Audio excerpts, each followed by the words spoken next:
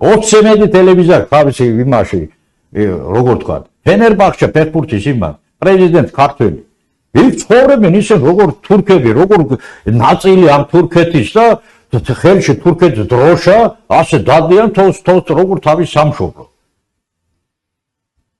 ეხლა თუ ჩვენ საქართველოს ჩვენი დედა მაშინ ეს დედა ხო და ცოტა ურატყება სხვა ბავშვი თავრობაში რაც აკეთებენ კიდე ეუნები ეხლა ამბობენ ჩვენ დემოკრატია საათა სახელმწიფო დემოკრატიული კიდევ ამბობ ეს თუ გინდა განძლიერება თუ გინდა უფრო ასე თქვათ უშიშროების შინაგან საქმეთა მინისტრის სხვადასხვა თქვენი მიშვებით მინდა დიდი მადლობა უთხრათ შინაგან საქმეთა ახალ მინისტრს დიდი მადლობა ჩვენი გამოსვლების მერე ამ ნარკომანის წინააღმდეგ კარგად დაემთხვა სამი თვის წინ როგორც თქვენ გამოყვედით ოპერაციები ჩადარდა დიდი მადლობა უთხრათ პატრულის ხელმძღვანელობას და პატრულის ხელმძღვანელობის გთხოვ რომ ხშირად მოვიდნენ ფონიჭალაში ხო და იმიტომ რომ ყველაზე კრიმინალური ასე თქვათ სოფელი საქართველოს თომ მთელი სოფლიოში არის ფონიჭალა იმიტომ მე მგონი პატრულის უფროსმა უნდა გაანაწილოს ეთრი მანქანა ფონიჭალაში ყოველდღიურად იაროს სოფელში პატრული რო დადის სოფელში ფონიჭალაში ხო ყველაფერი კარგადაა ხალხმა ლაპარაკობს მე არ ვიცი ხალხი ამბობს რომ პატრული რო დადის ეს ძალიან კარგია და თქო პატრულის ხელმძღვანელობასაც ერთი მანქანა პატრულისა ეკიპაჟი გაუღო. კი, მეც მინდა აუცილებლად ამას ხაზი გავუსვათ ბატონ ფაზილმა დაახლოებით 3 თვის წინ ისაუბრა აბაზე, შეიძლება 3-იც არ იყო და ნაკლები იყო აქ ჩვენ გადაცემაში, როდესაც ჩვენ ვთქვით რომ ეს პრობლემაა ძალიან სერიოზული ნარკომანია. და აი იმ კუთხით დააყენა საკითხი, რომ არ არის ნორმალური, როდესაც აი ფონიჭალა გახდა ნარკომანიის центრი, აქ ჩამოდიან ყველა კუთხიდან საქართველოსი, იქვე ძალიან ბევრი ხო, ზანგების იქვე ძალიან ბევრი დაღუპულა და იქ ადგილიდანაც გარდაცვლილი გამოუყვანიათ და ითხოვდა პირდაპირ უშველეთ ამ სოფელს, იმიტომ რომ ალბათ სოფლიოში გახდა ესე თქვა ნომერ პირველი, იმიტომ რომ ამდენი პატიმარი რაღაც 1200 დაასახული. ამდენი პატიმარი, ამდენი კრიმინალური ეს ხდება რეალურად მოხდა ჩათრევა თვითონ ამ სოფლის, რომელიც თბილისთან ახლოს არის და მთელი ეს თქვა გაშლილი ბუდე, რომელიც კახეთში იყო თუ ქვემო ქართლში იყო ეს წერტილები, ყველაფერმა თავი მოიყარა. აი მეც უერთდები ამ ესე თქვა მადლობას, იმიტომ რომ ჩვენ უკარგავთ გენოფონდს, უმძიმესი მდგომარეობა ქალაქში და აი ეს მოძრაობები, რომელიც ტარდება ბოლო პერიოდში, მართლა ძალიან მნიშვნელოვანია და ბატონ ფაზილი თვითონ სოფლის ნორმალური და კარგი საზოგადოების ესე თქვა აზრსაც აჟღერებს, ის არჩეულია ამ სოფლის ესე თქვა უხუცესთა საბჭოს თავმჯდომარედ და ყველა მოწადინებულია რომ ერთხელ და სამუდამოდ გასუფთავდეს და აი გადაიხაზოს ის ძველი ისტორია, რომელიც დაკავშირებული იყო სოფელთან და ნარკომანიასთან, იმიტომ რომ ამ სოფელს განსაკუთრებული ისტორია და ამან უბიძგას სხვათაშორის რამოდენიმე თვის წინ დაიწყო წერა ფონიჭალას ოღალუზე მის ისტორიაზე, იმიტომ რომ ეს ისტორიული სოფელია. ციგნი მადლობს ოღალუზე კი არა ამის თქმა მინდოდა და დამავიწყდა. ხო და ყველა სოფელი ხო ასე თქვათ შეიძლება რა ამას მე როგორ ვფიქრობ რომ როგორმე უნდა მივმართოთ ჩვენ თავრობას თავრობამ უნდა დააფინანსოს მე არ მინდა ან თურქეთის ან აზერბაიჯანის ან უცხოეთის ან ირანის თუ არაბების დაფინანსება რაღაცა ხო იმიტომ რომ ყველა საქმე აფინანსებს თავისი ასე თქვათ ინტერესები და ისე თქვათ მე მინდა როგორც ჩემ სამშობლოს საქართველოს პატრიოტი ასე თქვათ დავწეროთ ნამდვილი ისა ისტორია თუ ნამდვილი ისტორია დავწერთ ხო მე გეუბნებით რომ მინიმუმ სულ მინიმუმ 50% აწევა პატრიოტიზმი ქართული ისა თქვათ ეთნიკური უმცირესობებში როგორ ასე თქვათ ფაქტები მე სოღანლუზე რო წერ ხო მე ახლა ვუყურებ იცით როგორ არის ახლა დავით აღმაშენებელს რო უთხარით სადა დავით აღმაშენებელი ნაირი მეფე სად იყო მითხეს ვინმე მაგალითად სოფლიოში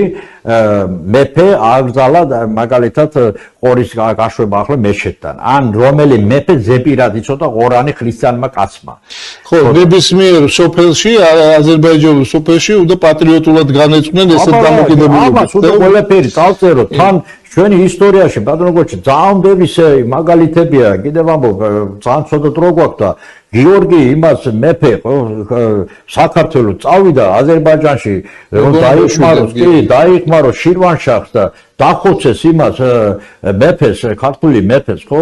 ბევრი რამეებია, მაგალითად ეს წყალდიდობა რო იყო აზერბაიჯანელი ბიჭმა რო და ჩვენ ძალიან ბევრი საინტერესო რაღაცები გვაქვს და ჩვენ არ უნდა დავიწყოთ წერნა იმას, რომ სად ქონდა ჩვენი ისტორიაში დაპირისპირება, დროება ან რაღაცა. ჩვენ პირიქით უნდა ერთმანეთში ვნახოთ, რაც არის კარგი, ლამაზი ისტორიაში, ეს უნდა ვნახოთ. კი, სხვა შორის აი მამედოვმა რო იმღერა, სახელი დამავიწყდა ქართული ხალხური სიმღერა და ის რამდენმა აზერბაიჯანელმა მარნეულიდან ბოლნისიდან გამომიგზავნა ეს ისეთი აი პატრიოტული იმით რომ ყველას უხაროდა რომ ესე იგი აზერბაიჯანელი რამის ამლად გონაშვილს ადარებენ ხო? ეს უბრალო ადამიანს ვერ შეძლებს ამას. ნახეთ იმაში შიგნით რამდენი პატრიოტიზმია, რამდენი სიყვარულია სამშობლოს მიმართ. სიყვარულის განშე ეგრევე ვიმღერებ. აბარა ეს ამის ერთი მაგალითია, კიდევ ამბობ, ჩვენ უნდა დავწეროთ საერთო ქართული ისტორია 200 და 300 და 400 იმის ფურცელით კი არა, უნდა დავწეროთ ნორმალურ 100 ფურცლიანი, ნორმალური, ასე თქვა, საშუალო, არა მეცნიერული და რაღაცა, ხო? რომ ნებისმიერი ოჯახი სწორი წყაროების და სწორი აქცენტების უნდა ქონდეს ყორანთან ერთად ქართული ისტორია. იმან რომ წაიკითხოს რა, საიდან იწყება ჩვენი ისტორია, ჩვენ როგორ მოხდით აქა, რა ურთიერთობა გაქვს ისტორიული საქართველოსთან, მაგალითად, ვინ იყო ჩვენი მირები, რატომ ასე არის, რატომ ისე ყველაფერი, ხო კითხვებია და უნდა იცოდეს ეს წიგნები, უნდა დავწეროთ. მე ცალკე უნდა დავწეროთ ჩვენი სოფლების ისტორია. ეს იქნება ძალიან დიდი საქმე გაკეთებული, კიდევ ამბობ რა. და კიდევ ამბობ, რელიგიური კუთხით ძალიან ასე თქვათ, ნერვულობს ხალხი, ასე თქვათ. დღესაც მე გასვენებაში ვიყავი, რამდენიმე კითხვა იყო სინამდვილეში რა. ძალიან ნერვულობს ხალხი, რომ ჩვენი მეჩეთები არის უცხოელების კონტროლზე. და ვიცი რომ ახლა ჩვენი უშუალობა მუშაობს ამასაც ვიცით და ისაცაც ეს არ არის საგმარის კიდევ ამბობ რა. იმიტომ რომ უშუალობა როგორ პროფესიონალები მუშაობენ ისინი თავისი კუთხით, ხო? აქ იდეოლოგიური რაღაცებია, ხო? აქ სტრატეგია არის, აქ ტაქტიკა არის. ისინი შეიძლება ბევრი ისეთ რაღაცას არ ლაპარაკობენ. მიდის 6 თვე 1 წლის მერე ეს შეიძლება გახდეს უკვე ვინმე ვიღაცა. ეს ჩვენ ვიცით ეხა ასე თქვათ და კარგად იქნებოდა რომ თავობა არ იმშაოს მე მგონი მეცხვარებთან და ვიღაცა აზერბაიჯანელებთან, რომელიც არაფერი არ იციან ცხოვრებაში, პირიქით იმუშაონ ისეთი ხალხთან, ისეთ ადამიანებთან, ვინც უყვართ თავის სამშობლო, ზღუნავს, აზროვნებს, იცის ყველაფერი და უნდა სურვილი აქვს რომ გააკეთოს ბევრი რამე სამშობლო რო იყოს უფრო ძლიერი. ხო, აი უფრო კიდევ უფრო ხაზგასმულად რო თქვა, ნუ ვეძებთ რაღაცა მორჩილების და კონფორმიზმის ფონს, უნდა მოვძებნოთ გონიერი ადამიანები, ავტორიტეტული ადამიანები და ხანდახან რაღაცა მოხდება ხოლმე ისეთი არასასიამოვნო, ხო, თქვათ ჩვენ ადრე იქ ავარიის გამო ჩავედით, თქვათ ბოლნისი მარნეულის გზაზე იქ ახალგაზრდები დაიღუპნენ, თუნდაც ეს მარნეულის ინციდენტი და სხვადასხვა ინციდენტი, რომ არ არიან ადამიანები, რომლებსაც შეუძლიათ უბრალოდ ავტორიტეტულად გააჩერონ ეს პროცესი, აი ხანდახან შეუვალი ხდება ხოლმე, ეს არის ყველაზე მეტად დღეს დასაფიქრებელი და საშიში, რომ არა უნდა არსებობდეს, რაც ბატონ ფაზილმა ჩამოაყალიბა, კვლევაც, ისტორიაც, დამოკიდებულებაც, მოქმედებაც, პატივისცემაც, სიყვარულიც. ესე თამამად მე ამ პროცესში მე ამ საკითხებზე იმიტომ საუბრობ, რომ აი ხშირად სხვა შორის იმდენად დადებითია დამოკიდებულება, ვინც არ იცნობს ახლა თქვათ აზერბაიჯანულ ეთნოს, იმდენად დადებითია ქართველების მიმართ დამოკიდებულება, აი მე როცა ბოლნისში ან მარნეულში მუშაობდი და ვიღაცა ქართველი მუშაობდა რაღაც სამსახურში და აი ცუდად იქცეოდა ან რაღაცა მაშინვე აზუსტებდნენ, რომ ესო ნამდვილი ქართველია, უგვარი ხო არაა გადაკეთებული, ვერ წარმოუდგენიათ, რომ თქვათ პირობითად ქართველი იყოს არანორმალური, არამეგობრული და არ შეეძლოს ესე ვთქვათ ურთიერთობა და სიყვარული. ეხლა ერდოღანმა ერთი სიტყვა რო თქვა იმაზე მესხი თურქების დაბრუნებაზე რაღაცაზე, ხო? ეს კიდევ ამბობ ქართველი კაცია, ხო? ეს ფიქრობს თავის სამშობლოს ინტერესებზე. ეს მესეჯი რო იმან გაუშვა, ხო? კიდევ ამბობს ეს არ მოხდა დღეს და გუშინ, ეს მოხდა ფაქტიკურად დაახლოებით 100 წლის წინ, 80 წლის წინ. ხო და დღეს რო ამბობენ, ის ჩვენზე კი არ ფიქრობს, აქაური ვინც ცხოვრობს, აქ ჩვენზე კი არ ფიქრობს, ფიქრობს თავისი ხალხზე და თურქეთზე ფიქრობს. ჩვენ ქართველებთან ერთად ერთი გემში ვართ. ეს ამ გემს ქვია საქართველო. მაგალითად აზერბაიჯანმა დააგება გზები. აუშვებს არც ქართველი, არც აზერბაიჯანი. ეხლა სხვა შორის კიდე გააგრძელეს გადაწყვეტილება მიიღეს კიდე ჩვენი პენსიონერები იხდიან მთელი ერთი წლიური პენსიის ფული, ასე ვთქვათ რა, რომ წავიდეს ბაქოში და უკან დააბრუნდეს. ხო და სადაც ძმობა? დამობენ ძმები ვართ და ეს აწმობა? ხო და ძალიან დიდი ხანი ჩაკეტილია და ძალიან დიდი ხანი ჩვენ საქართველოში ვართ. თუ მშიერი ვართ, ერთად ვართ მშიერი. თუ კარგად ცხოვრობთ, ერთად ცხოვრობთ. იმიტომ მე ვთხოვ ქართველებს უნდა ერთი ოჯახში ცხოვრობთ, ჩვენ ერთი სამშობლოში ცხოვრობთ და საქართველო არის ჩვენი დედა, როგორ თქვენი დედა, იგივე ჩემი დედა. კაც უნდა ყავდეს ერთი დედა და ერთი მამა. და ჩვენი დედა არის საქართველო. იმიტომ ყველამ უნდა იცოდეთ და ჩვენ ძალიან უყვართ ჩვენ სამშობლოს, ჩვენი წინაპრებები დღესაც ჩვენ მზად ვართ, რომ დავიცავოთ ჩვენ სამშობლო, როგორც ჩვენი ორი თვალი, ასე ვთქვათ. კი ბატონო, ძალიან დიდი მადლობა. ჩვენ ეხლა ორი სიტყვა მინდა ვთქვა კიდევ იმაზე, რომ თქვენ ახსენეთ აქ საკადრო თემაც, აი საკადრო პოლიტიკაც.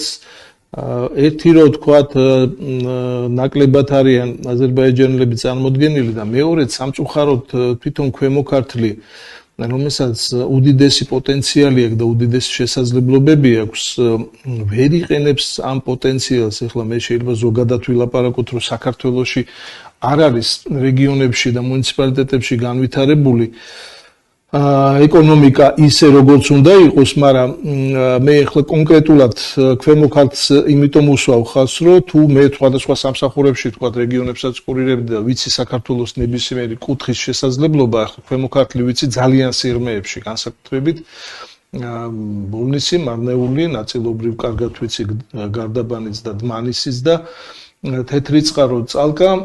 აი ამ კუთხით სამწუხაროდ თუ ჩვენ არ გვექნება რაღაცა მიზანმიმართული მოქმედებები, ეხლა 1-2 სიტყვით დღეს სოფლმეურნეობაზე არ გვილაპარაკია საერთოდ, მაგრამ ნახეთ წლების განმავლობაში ხდება, რომ თუ სტატისტიკას ვნახავთ, რაც დრო გადის სახნავი ფართობი განსაკუთრებით ერთწლოვანების კუთხით მცირდება, მუდმივად მცირდება, შარშან 200,000 ჩამოცილდა და ეს ისტორიული ესე ვთქვათ მონაცემი იყო და ჩვენ ეს შიგნიდან ვიცით რა არის აქ პრობლემა, ხო? პრობლემა ის არის, რომ ჩვენ ვერ ვიცავთ ჩვენ ბაზარს, ჩვენ მიზანმიმართული პროგრამებით ვერ ეხმარებით ამ ჩვენ ხალხს და ნებისმიერი კულტურა რო ავიღოთ, აი ხახვი ძალიან სამაგალითო კულტურაა. დაახლოებით 70-80%-იანი თვითუზრუნველყოფა 20 წლის წინანდელი ნელ-ნელა ჩამოვიდა 24%-მდე. ნელ-ნელა შეავიწროვა და ძირითადად ეს რო გადავხედე მე სტატისტიკას, ისევ ცოტა ინთესება თქვა კახეთში, შიდა ქართლში, მაგრამ ქვემო ქართლის ხარჯზე, ქვემო ქართლში ფაქტიურად განოლდა ეს ყველაფერი და გადავიდა ქვემო ქართლი ეს სხვადასხვა ბალახებზე იონჯას და იმას რო ვეძახეთ. აი აქაც რო უსმენ ეხლა მე ამ დღევანდელ ასე ვთქვათ მერობის კანდიდატებს, ხო? სამწუხაროდ არ ყოფნით მათ თქვათ ის გაქანება, რომ თქვან რომ აი ჩვენ ვინიშნებით და გვინდა სოციალურ-ეკონომიკური პროგრამები შევცვალოთ, ეს ჩვენი თავარი მიზანია ამ პოტენციალის გამოყენება. არა, ეს არ აინტერესებს. ვიღაცა ეძახის იმ ქუჩას გავანათებო, მე ამ ქუჩაზე საბავშვო ბაღი მაგ გასაკეთებელიო, ის სკოლა მაგ გასარემონტებელიო და მოგხედავთო. ეს არის დამოკიდებულება სამწუხაროდ, ესე გრძელდება და ეს ძალიან ესე თქვა დამთგუნველია და მე თუ მკითხავ ქვეყნისთვისაც დამანგრეველია, იმიტომ რომ იმ პოტენციალს, მართლობით პოტენციალს, ადგილობრივი მართლობის პოტენციალს, იმ რესურსულ პოტენციალს კი არ ვიყენებთ. გონია რომ რაღაც კომუნალური უფროსად პირველ რაიონის პირველ პირად კი არა რომელიც ბატონ პატრონია და ყველაფერი უნდა მოიფიქროს რომ ამ ყველაფერმა დადებითად იმუშაოს და თქვა გამოყენებული იყოს ეს შესაძლებლობები არა ეძახის ამას გაგირემონტებთ იმას გაგირემონტებთ მე ნაციონალების დროს რომ რუსეთთან ურთიერთობა რო გააფუჩოს ომის სიტუაცია აქეთ-იქეთ ეს ძალიან მაგრად დაარტყა ასე თუ ქვემო ქართლის სოფლის მეურნეობის განვითარების კუთხით იმიტომ რომ ეს რო დაგეტელი იყო ბაზარი რუსული ბაზარი ხო უკვე ინტერესი არ ქონდა კლეხი კაცის რომ იწარმოოს ხახვი ისა კარტოფილი და სხვა კულტურა ასე თქვა და მე ვფიქრობ რომ ეხლა ჩვენ თავრობა უნდა ყველაფერი გააკეთოს რომ რუსეთთან ურთიერთობა უნდა მოიყვანოს წესრიგში უფრო კარგი ურთიერთობა იყოს და დიდი ბაზარია რუსეთი სხვადასხვა აზერბაიჯანთან რუსული ურთიერთობა რო გაფუჩდა პირიქით იხსნება ძალიან საშუალება სხვა შესაძლებლობები ხო ისე საოცარი რაღაცაა ხო რომ ამ შემთხვევაში თვითონ ჩვენი მოსახლეობა გაბრაზებულია მეზობელ აზერბაიჯანზე ამდენი წელია ჩაკეტილია და მეზობელ სოფელში ვერ გადადეს საზღვარზე თურქეთზე შეიძლება გაბრაზდეს რომ ხახვიდან დაწყებული ყველა კულტურა ჩაანაცვლა და იქით ვერაფერს ვერ ყიდი და ხო ეთნიკურად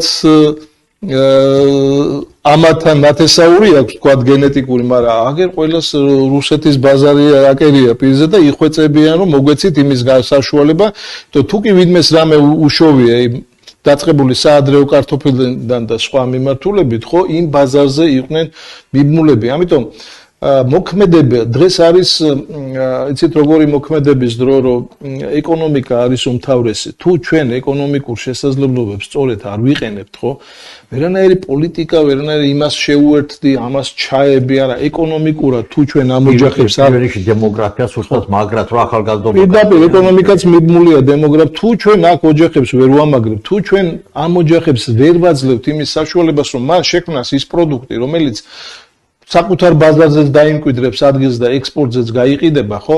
მაშინ გამოდის რომ ამ ხალხზე ჩვენ არ ვზრუნავთ და პირიქით, სადაც ჩვენ ქონია კონტაქტი და კომუნიკაცია, კარგია რომ თქვენ თვითონ აღნიშნეთ ახლა ეს პირიქით ეს ხალხი არ იყურება იქით რომ აზერბაიჯანში გავყიდიან, თურქეთში გავყიდიან, არა, ეძახის რომ იმ ბაზრებზე უნდა გაყიდოს, სადაც მოთხოვნადია. ამიტომ ამ ნაწილში ძალიან სერიოზული სამუშაოა, ძალიან სერიოზული შესაძლებლობებია და კიდევ ერთხელ ყველას ვინც კენც იყრის და არჩეული იქნება წინასწარულოცავ თუმცა მინდა აქვე უსურვო რომ ჩვენ მზათავართ დავეხმაროთ ყველას ვისაც ექნება სურვილი შექმნას მიზანმიმართული პროგრამული მოქმედებები რათა შეიქმნას მეტი სამუშაო ადგილი მეტი პროდუქტი მეტი დამაგრება, მეტი შესაძლებლობა და მეტი განვითარება ქვეყანას. დიდი მადლობა ბატონ ფაზილი, იყო ძალიან საინტერესო ესე თქვათ ისტორიული რაკურსი და ჩვენ სპეციალურად დავუთმეთ ამაზე საუბარს, რომ ერთხელ და სამუდამოდ ყველამ გაიგოს, რომ ჩვენ არც ვიყავით და ვერ ვიქნებით მონოეთნიკური ქვეყანა და ეს კიდევ უფრო უარესია, ეს არის ჩამკეტი ძალიან ბევრი ქვეყანამ ეს განიცადა. და აი ეს დამოკიდებულება, ეს პატრიოტული სული, ეს სიყვარული უნდა იყოს გაძლიერებული ჩვენს არაქართულ მოსახლეობაშიც არაკლიათ. კიდევ ერთხელ, იმიტომ ხაზი არაკლიათ, ძალიან ბევრია, თუმცა ძალიან ბევრი ადამიანისთვის გაუცხოებულია, იმიტომ რომ ვერ მიაღწია იქამდე, ესე ვთქვათ, სახელმწიფო პოლიტიკა. აი ამას უნდა შევუწყოთ ხელი. ბოლოში ისე თქვა მინდა ბატონო გოჩა, მე ვიცი ახლა საქართველოში ხო მე ყველას ვიცნობ ქართველებს სვანებს როგორ ხასიათი აქვს მეგრელებს, კახელებს, ყველას კარგად ვიცნობ, იმიტომ რომ საქართველოში ცხოვრობ ხო. ყველას აქვს ეგო, ასე ვთქვათ, რომ მე ქართველი ვარ. ხო. ბოდო ჩვენც აქვს ჩვენი ეგო. მეს ვამაყობ რომ მე ღრუბშაგი ვარ. მე ჩემ წინაპრებები იყო დავით აღმაშის გვერდში ჩვენც სელჯუკებს მოვიგე. ჩვენც გვაქვს ეგო. ხო და ერთად ვარ ძლიერი იცოდეთ რა. ჩვენ სელჯუკებს იმიტომ მოვიგეთ რომ ერთად ვიყავით. ხო და მოდით ერთად ვიყოთ და კიდევ უნდა ვაჩვენოთ ყველას რომ ჩვენ ძლიერები ვართ. ცალკე ჩვენ არა ვართ ძლიერი. ჩვენ ერთი მუშტი უნდა ვიყოთ. კი ბატონო, დიდი მადლობა.